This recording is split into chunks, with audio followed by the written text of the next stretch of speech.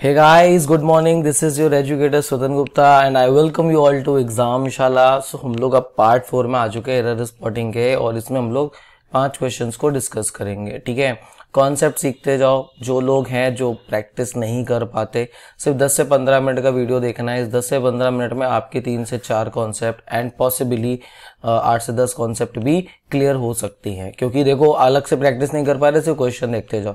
एक तो क्वेश्चन देखने का नजरिया बदलेगा, क्वेश्चन देखने का नजरिया बदला तो आप रटोगे नहीं रूल्स को, आप समझोगे कि कहाँ क्या चेंज हो रहा है। ठीक है, तो बस इतना काम करना है कि चैनल को सब्सक्राइब करना है, वीडियो को लाइक करना है और किसी भी तरीके का डाउट आता है तो कमेंट सेक्शन में मुझे बताना है। ठीक है, इसके अलावा आप हमको हमारे वेरियस सोशल मीडिया हैंडल पे फॉलो कर सकते हैं, लाइक कर सकते हैं। आपके किसी भी तरीके का डाउट है तो आप हमको इंस्टाग्राम पे मैसेज कर सकते हो, फेसबुक पे मैसेज कर सकते हो। पीडीएफ्स के लिए, बाकी कंटेंट के लिए आप हमारे टेलीग्राम चैनल को ज्वाइन कर सकते हो। सारे लिंक डिस्क्रिप्शन बॉक्स में गिवन है। ठीक है, तो चलिए शुरू करते हैं वीडियो को। और आज का पहला क्वेश्चन रहा आपके सामने। The curator told us that the museum was not open to the public on Sunday. आपको पता है क्यूरेटर क्या होता है? आपने ये वर्ड सुना होगा। अगर आप क्रिकेट खेलते हैं देन डेफिनेटली आपने क्यूरेटर वर्ड जरूर सुना होगा, जानना भी जरूरी है। देखो, कई जगह पे इसका यूज किया जाता है। बेसिकली इसको बोलते हैं संग्रहदक्ष। ठीक है, या इसे रक्षक भी बोला जाता है। क्यूरेटर का एक और वर्ड है जो बहुत कॉमन है, दैट इज कॉल्ड गार्ड। ठीक है, इसे सेवर भी बोलते हैं एंड इसके अलावा प्रिजर्वर। बट प्रिजर्वर ग्राउंड वगैरह के लिए अच्छा नहीं लगता। जैसे मान लो अगर कोई लैबोरेटरी वगैरह में तो प्रिजर्वर लगा सकते हैं। ठीक है, तो ये याद रखिएगा, इसी को क्यूरेटर बोलते हैं। आपने पिच क्यूरेटर सुना होगा क्रिकेट में। ठीक है, तो ये मीनिंग जाननी हो गई। अब चलिए हम आगे की बात को डिस्कस करते हैं। यहाँ पे प्रॉब्लम क्या है? The curator told us. Okay, कोई प्रॉब्लम नहीं है, मतलब ये नरेशन पे बात कर रहा है क्योंकि आगे दैट की बात करिए तो डायरेक्ट स्पीच हो गई। Okay, so the museum was not opened. अब गड़बड़ आ गई एक बार में पढ़ के, लेकिन क्या यहाँ तक रुकना सही है? बिल्कुल नहीं। देखो, मैक्सिमम स्टूडेंट ये गलती करता है कि वो आधा सेंटेंस देखता है, टिक करके चला जाता है। मेरा मानना है ऐसा नहीं करना चाहिए। क्वेश्चन को बहुत बहुत ज्यादा ध्यान से पढ़ना चाहिए। आगे, open to the public on Sunday, तो पब्लिक के लिए खुला था ऑन संडे। अब गलती कहाँ है उसे देख लेते हैं। देखिए, जब भी आपका एज एम आर या मैं बेसिकली बोलूँ बी फॉर्म आती है तो आप उसके साथ वर्ब फर्स्ट फॉर्म को यूज करते हो। अदरवाइज आप आईएनजी लेकर के जाते हो अगर कॉन्टिन्यूअस दिखाना हो। ये बात हम लोगों ने सीखी हुई है। ठीक है, तो उस हिसाब से यहाँ पे वॉज ओपेंड नहीं हो सकता, आपको एडी ड्रॉप करना पड़ेगा। एरर आपकी इस जगह पे है। Is my point clear? तो ये याद रखना, यहाँ पे क्या होगा? The museum was not open. ठीक है, एक्चुअली कई बार क्या होता है कि हम लोग ये गलतियां कर देते हैं सिर्फ और सिर्फ बोलचाल की भाषा की वजह से, क्योंकि पता नहीं चलता एस कब लग गया, डी कब लग गया, तो वहां पे गलती हो जाती है। बाकी अगर किसी को ऑन संडे लग रहा है तो भाई प्रपोजिशन वाला लेक्चर जाके देख लो। जब भी आप फिक्स टाइम का, फिक्स डेट की बात करते हो तो हम यहाँ पे इस तरीके से इसको यूज करते हैं। ठीक है, बात समझ में आ गई? तो ध्यान देना। कई बार हो सकता है कि दैट ना लगा है, एग्जामिनर कॉमा लगा के दे दे, तो वहां पे एरर्स ढूंढने मत बैठ जाना। आगे आते हैं, नेक्स्ट क्वेश्चन देखते हैं। ये रहा आपके सामने। क्वेश्चन क्या है इसको देख लेते हैं। We need to surround ourselves with caring people, particular loved one who bring hope and support to our heart and mind and with whom we can communicate। तो क्या कहा है भाई? हम अपने आप को वहां सराउंड करना पसंद करते हैं। ठीक है, जो कि क्या करें? हमें होप लाएं, सपोर्ट करें। ठीक है, किसको करें? हमारे दिल को और हमारे दिमाग को। ठीक है, और जिसके साथ हम अपनी बातें कर सकें। और आज के लिए तो बहुत जरूरी है ना। इस समय दुनिया के सारे लोग डिप्रेशन पे ध्यान दे रहे हैं। चलिए हम इसमें देखते हैं इसमें क्या प्रॉब्लम है। अगर आप थोड़ा सा ध्यान देंगे तो we need to surround ourself बिल्कुल सही है, हमें जरूरत है। ठीक है, अपने आप को सराउंड करने की। वी के हिसाब से आप रिफ्लेक्सिव प्रोनाउन को यूज करोगे तो उसके हिसाब से यूज किया तो आवरसेल्व्स ही आता है। ठीक है, अब लोगों के साथ अगर जुड़ने की बात करी जा रही तो विद का यूज बिल्कुल सही है। विद केयरिंग पीपल, यहाँ पे पीपल नाउन हो गया तो केयरिंग ऑफ कोर्स यहाँ पे आपका प्रेजेंट पार्टिसिपल या फिर मैं बोलूं एडजेक्टिव बनने का काम कर रहा है। ओके, अब गड़बड़ कहाँ पे है इसे देखते हैं। पर्टिकुलरली लव्ड वंस, अब यहाँ पे भी बात आ गई कैसे लोग लव्ड वन, तो यहाँ पे ये हो गया और भाई लव्ड लग गया, तो देखा जाए तो ये कहीं ना कहीं एक एडजेक्टिव का काम कर रहा है। तो क्या पर्टिकुलर सही आना चाहिए? नहीं ना, क्योंकि पर्टिकुलर भी एडजेक्टिव हो गया। दो एडजेक्टिव एक साथ आते हैं? नहीं सर, दो एडजेक्टिव नॉर्मली एक साथ नहीं आते, फिर जो आते हैं उसकी कंडीशंस होती हैं अलग। ठीक है, और उसमें भी अगर लगाएंगे तो फिर हम कॉमा का यूज करते हैं, ऐसे एक साथ लेके नहीं चलते। Is my point clear? बात समझ में आ गई? तो दो लोगों को साथ में आना नहीं, तो यहाँ कुछ तो गड़बड़ है, आगे एंड वगैरह कुछ लगा नहीं तो गड़बड़ यहाँ दिखी, लेकिन फिर भी मैं आगे देख लेता हूँ। हु का यूज बिल्कुल सही है। हु क्या है? एक रिलेटिव प्रोनाउन है। अब सीधी सी बात है, हु ब्रिंग होप, क्या ये वंस के हिसाब से लगा है? हाँ जी, ये प्लूरल है। हु ब्रिंग्स, कौन? जो लोग हैं जिनसे हम घिरे होते हैं वो लाते हैं होप और करते हैं सपोर्ट, किसको? हमको, हमारे दिल को, हमारे दिमाग को, और हम जिनके साथ बात कर सकते हैं। ठीक है, आप कर सकते हैं, इसलिए यहाँ पे हुम का यूज भी सही है, क्योंकि हु का यूज सब्जेक्टिव केस में होता है एंड हुम का ऑब्जेक्टिव केस में होता है। और वैसे भी ये जो हुम है ये रिलेटिव प्रोनाउन का काम कर रहा है, क्योंकि इसके बाद हमने वर्ब लगाई हुई है।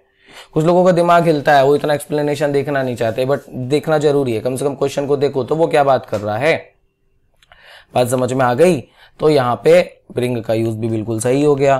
तो फिर प्रॉब्लम कहाँ पे आई? सर प्रॉब्लम यहाँ पे आई, ये आपका पर्टिकुलर नहीं होगा, यहाँ पे आपका पर्टिकुलरली होगा, क्योंकि देखिए जब बात आती है एडवर्ब की, तो एडवर्ब आपका एडजेक्टिव को क्वालिफाई करता है, एडवर्ब आपका वर्ब को क्वालिफाई करता है, और एडवर्ब खुद को भी क्वालिफाई करता है। ठीक है, तो इस बात को याद रखना, यहाँ पे पर्टिकुलर नहीं पर्टिकुलरली होगा, ये बात को याद रखिएगा। यहाँ पे वर्ब ढूंढने मत बैठ जाना, ठीक है, क्योंकि एडजेक्टिव को भी तो क्वालिफाई करता ही है ना।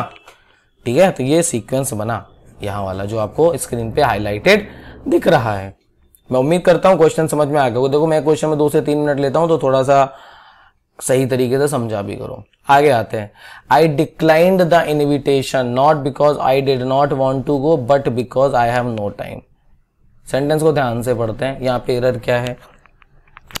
आई डिक्लाइंड द इन्विटेशन, मैंने इन्विटेशन मना कर दिया। ठीक है, not because I did not want to go. देखो जब डिक्लाइन जैसा वर्ड आ जाए ना, तो इसको बहुत ही पोलाइटली भी बोला जाता है और कई बार बड़े ही रुदलेस भी बोला जाता है। ठीक है, और यही इंग्लिश की थोड़ी सी खासियत बन जाती है, यही चीजें इंग्लिश को थोड़ा सा मुश्किल बना देती हैं।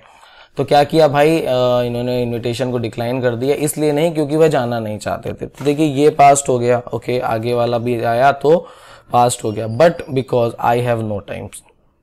अब सोचिए क्या ये सही होगा? नहीं सर, उस कॉन्टेक्स्ट में देखा जाएगा तो यहाँ पे आई हैव नहीं होना चाहिए, मॉडल ऑक्सिलरी लगी है, इसके साथ हम लोग हेड को यूज करेंगे। ठीक है, हेड को यूज करेंगे। ठीक है, ये बात याद रखिएगा।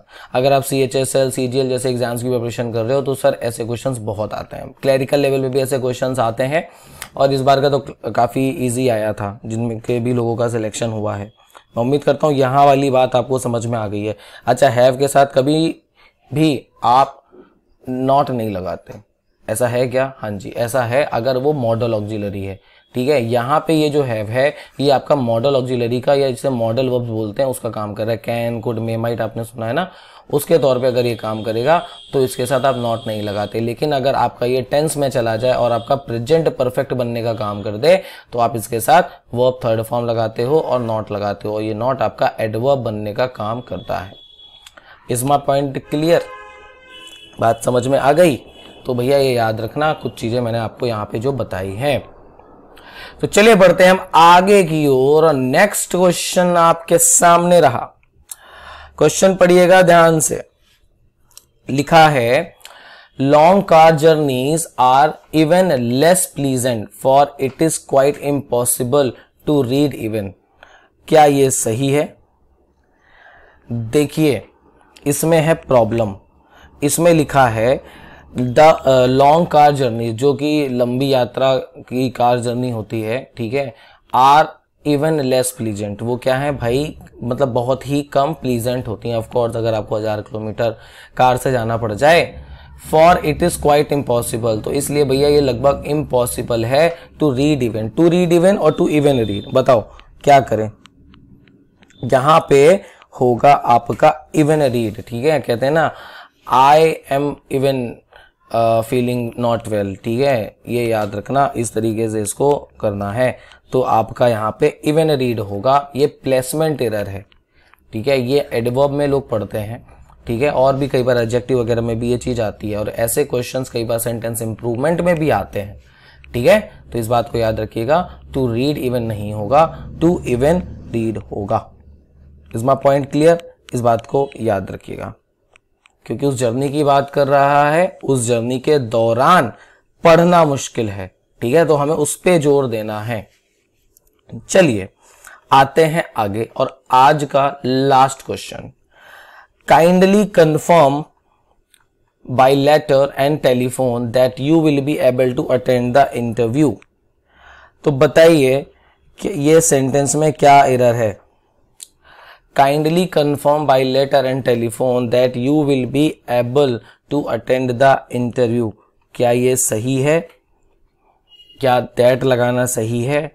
देखिए एक बात समझिएगा, जब भी आप अल्टरनेटिव्स की बात करते हैं, ठीक है, जैसे लोकल लैंग्वेज में लोग चॉइस बोलते हैं, तो जब भी आप अल्टरनेटिव्स की बात करते हैं तो वहां पे आप वेदर को यूज करते हैं, ठीक है, इस बात को याद रखना। तो ये जो दैट आया है ना, ये दैट नहीं यूज होगा, हम यहाँ पे यूज करेंगे वेदर को। और वेदर कौन सा? WEA वाला नहीं, WHEATHER वाला, ठीक है। इस बात को भैया याद रखना, इस तरीके से इसको यूज किया जाता है कि भैया आप इंटरव्यू देने आएंगे या नहीं आएंगे। Where you will be able to attend the interview, मतलब आप इंटरव्यू देने आएंगे।